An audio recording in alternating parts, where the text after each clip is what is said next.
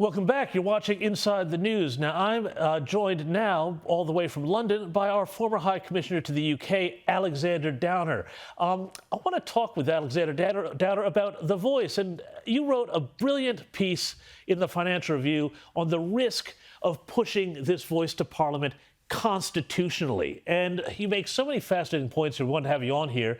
One of the things that when the Howard government attempted in 1999 to insert a preamble that recognized Indigenous Australians, the public, including Labor, overwhelmingly voted against it. This time around, we have voters who are still yet to understand detail on The Voice and what it will mean in practical terms. And you make the point, as the Labor Party themselves said at the time, if you don't know, vote no. What's changed?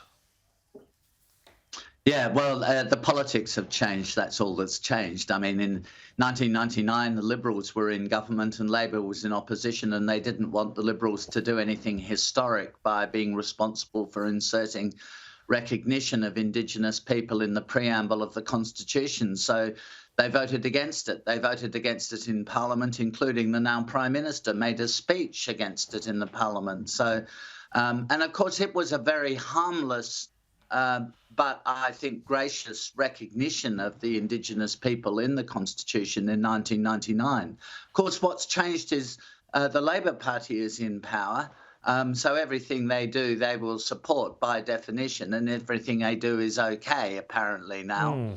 And they want to do more than just recognise the Indigenous people. They want to set up a race-based institution.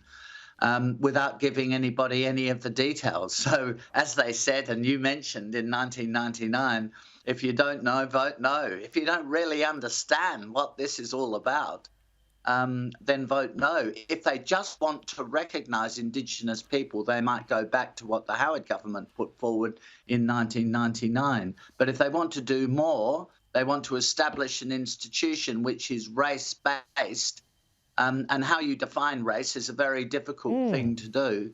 Well, then I think that's a really bad idea, because I've seen, as the foreign minister for many years, the consequences of dividing societies up on the basis of race. It's incredibly damaging. And, you know, that's one of the things that I thought was really, really fascinating about this piece that you wrote in the AFR, is that you'd bring some of your experience around the world. Explain to us what it looks like when a society winds up with racial division and separatism written into their constitution, which is ultimately, you know, what we're talking about here. Yeah, I mean, the most extreme examples of race-based society, the most extreme example I can immediately think of is apartheid South Africa. So they completely divided the country up on the basis not just of two races, but three races. You've seen a country like Zimbabwe today is a country which is effectively divided between two tribal groups, two racial groups, you might call them.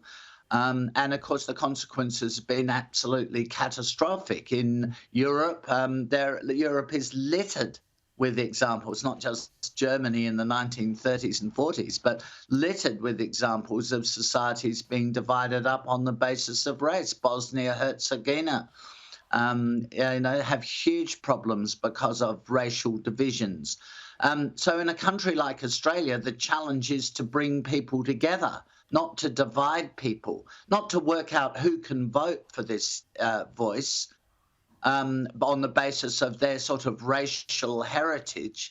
I mean, how Aboriginal do you have to be able to vote? And these sort of questions, they're agonizing questions. Societies don't want to be going through this sort of division. But, No. you know, the government, I just want to make this point, the government has put us into a trap here, because if we approve this in the referendum, I think the consequences will be very divisive. But if we reject it, there will be a lot of bitterness as well. So whichever way we go, having been determined to put this to a referendum, the government has divided society. And I think they are, as I say in my article, very unwise to be doing that. Well, I mean, indeed, and I think you get to the heart of the matter there, which is that there's some real emotional blackmail that's happening with all of this when the Prime Minister says it's simply good manners, and if you don't do it, you clearly have bad manners. But Also, we do have 11 Indigenous parliamentarians in the House and in the Senate. Were this this voice to be constitutionally imposed, wouldn't this actually kind of weaken their authority and their voice that they already bring to the table as Indigenous Australians elected by people of all races in the parliament that we can all vote for? Well, here's the point, right?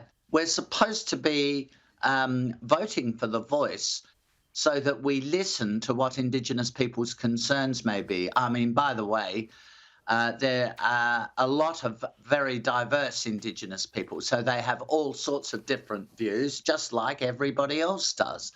Maybe if the Labor Party is so interested in hearing what Indigenous people think, they could just listen to, Jacinta Price or someone and just hear what she thinks. Or they could have listened to the Indigenous representatives in Alice Springs. I mean, it's not as though there aren't institutions through which Indigenous people speak. There are many.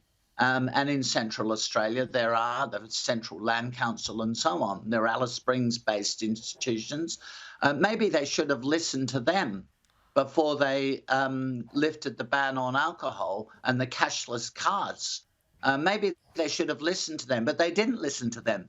And it's, what I think is the voice is a political ploy.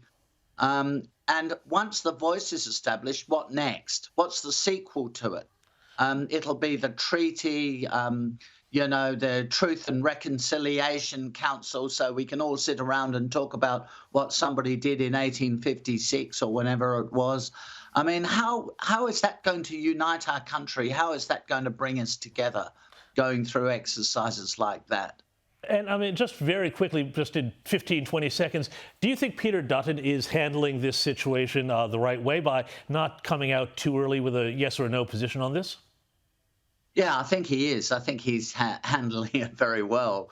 First and foremost, put things first. He should be demanding that the government explain what the voice will actually do and how it will work and who will vote for it and what sort of constituencies it has and who will be eligible to be elected to it and so on. Yes, we would like to know all that. Indeed. Alexander Downer, thank you so much for your time from London. Really appreciate your thoughts on this.